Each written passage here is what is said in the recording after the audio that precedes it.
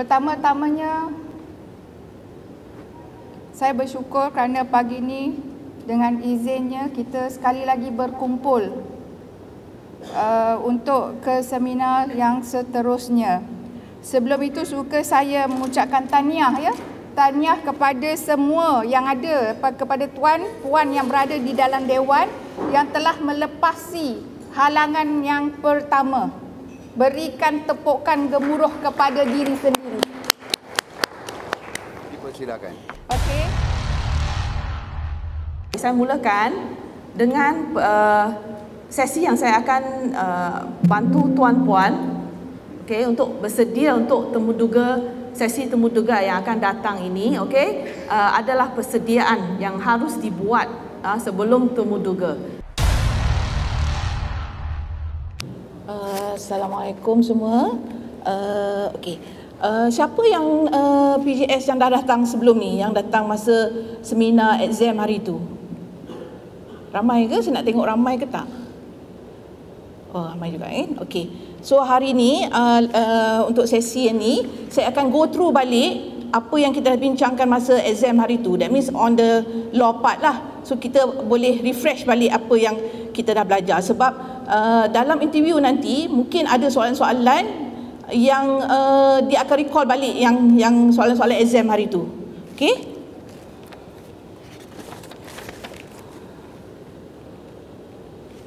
Okey, yang ni ingat balik akta-akta yang berkenaan dengan perseroyan sumpah. That means the akta Mahkamah Kehakiman, akta akuan berkanun dan KKPS 2018 lah. Bagi show cause. So saya sangat-sangat berharap semua PJS kat sini insya-Allah akan lulus sebagai PJS dan akan terus jadi PJS sampai bila-bila. Okey? Okey, itu saja. Terima kasih. Assalamualaikum. Soalan-soalan, ramalan dan jawapan. Okey, dipersilakan Puan Naslin. Assalamualaikum semua dan selamat sejahtera. So, kali ini adalah merupakan bukan soalan ramalan ya, bukan soalan ramalan. Ini adalah soalan latihan dan soalan yang sering keluar semasa sesi interview diadakan. Daripada bertahun-tahun yang lepas. Ini adalah dikira sebagai soalan-soalan popular yang sering keluar dalam sesi temuduga. Okey, saya ada menyediakan lebih kurang 30 soalan beserta dengan skema jawapannya sekali. Kerana kita untuk sesi yang ni kita tak nak begitu serius lah tension kan. Saya tak nak you all takut, gugup ni kan. Kita santai-santai sahaja. Kita santai-santai sahaja. So semasa kita go through all the soalan ni semua, kalau ada info tambahan ke, kita boleh bincang sama-sama lah.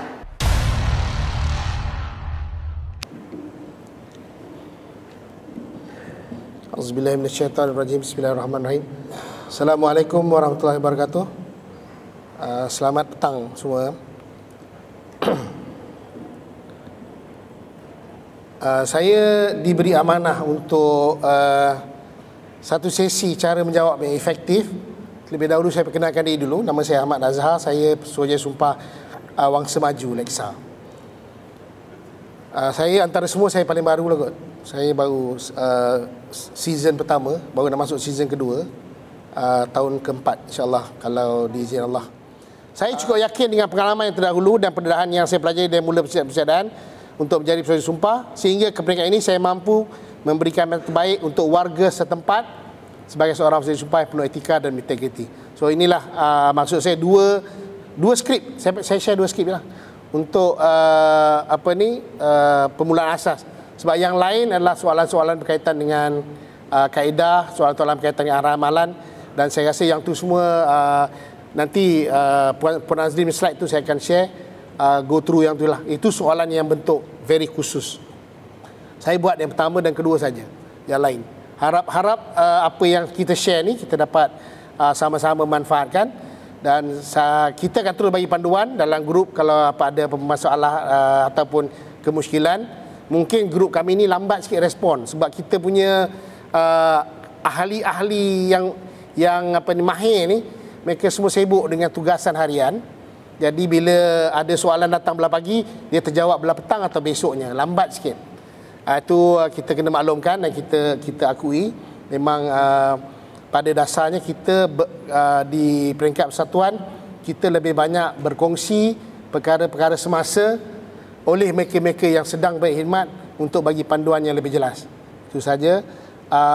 Saya berharap semua yang hadir hari ini insya-Allah akan berjaya sebagai Pesuruhjaya Sumpah 2022. Sama ada berkhidmat bulan 10, 11, 12 atau bulan 1, maka laluan tuan-puan untuk berjaya insya-Allah akan dipermudahkan. Sekian, wabillahi taufiq wal hidayah. Wassalamualaikum warahmatullahi wabarakatuh.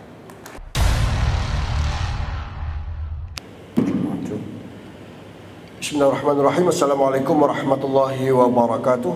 Dan selamat petang diucapkan kepada semua bakal Pesuruhjaya Sumpah.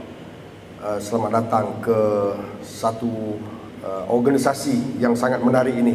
Dan terlebih dulu yang bahagia pengurusi Pesuma dan juga rakan-rakan ahli jawatankuasa yang mengambil satu tanggungjawab untuk membimbing tuan-tuan dan puan supaya sukses dalam hasrat dan tujuan tuan-tuan semua untuk berada dalam organisasi Pesuruhjaya Sumpah, di mana organisasi ini satu organisasi yang sangat unik dalam dunia.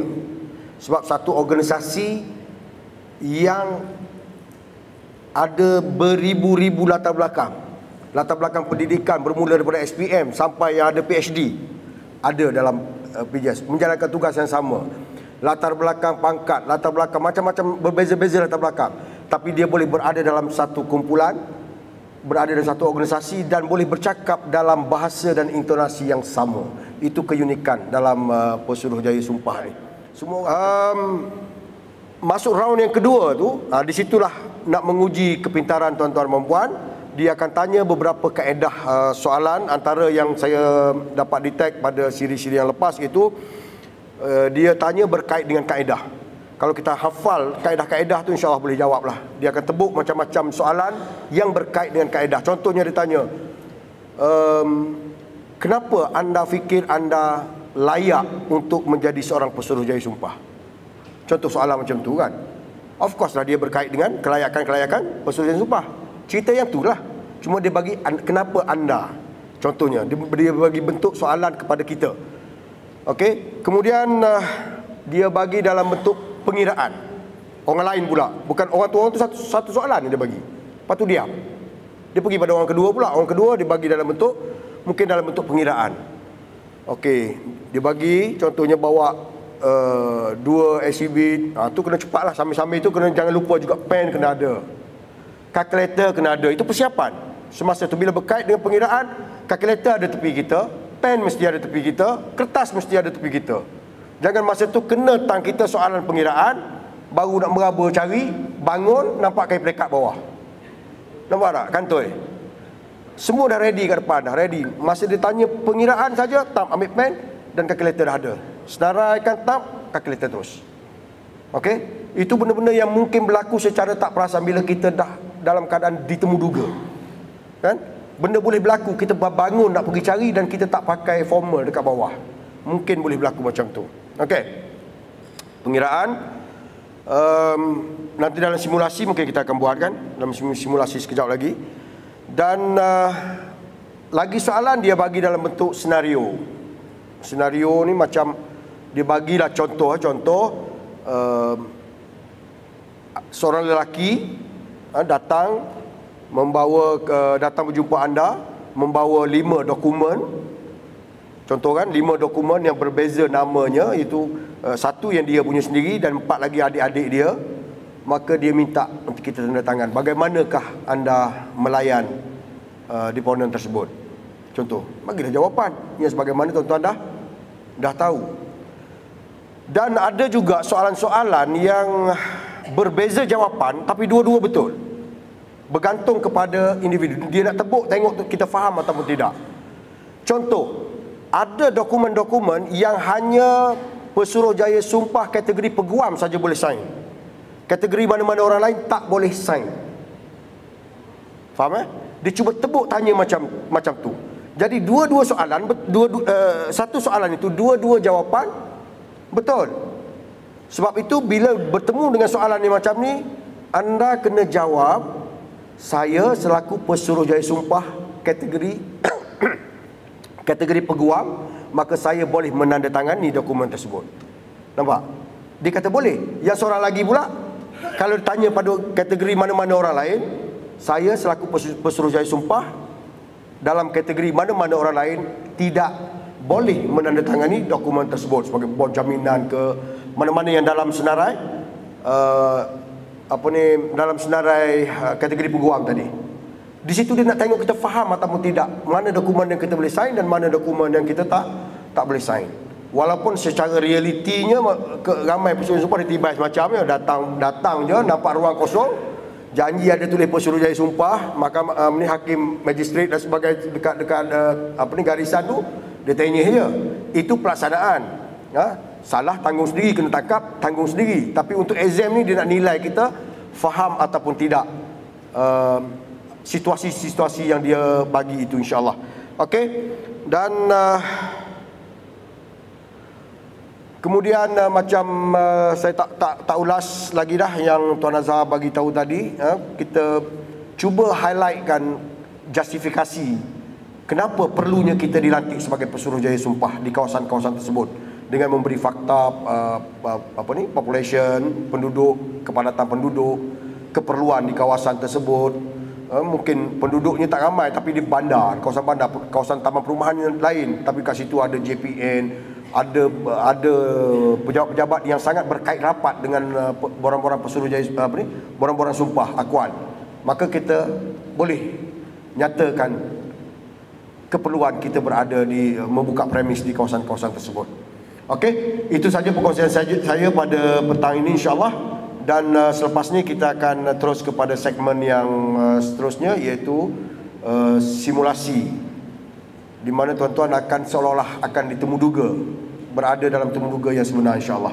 Okey, setakat itu saja. Assalamualaikum warahmatullahi wabarakatuh.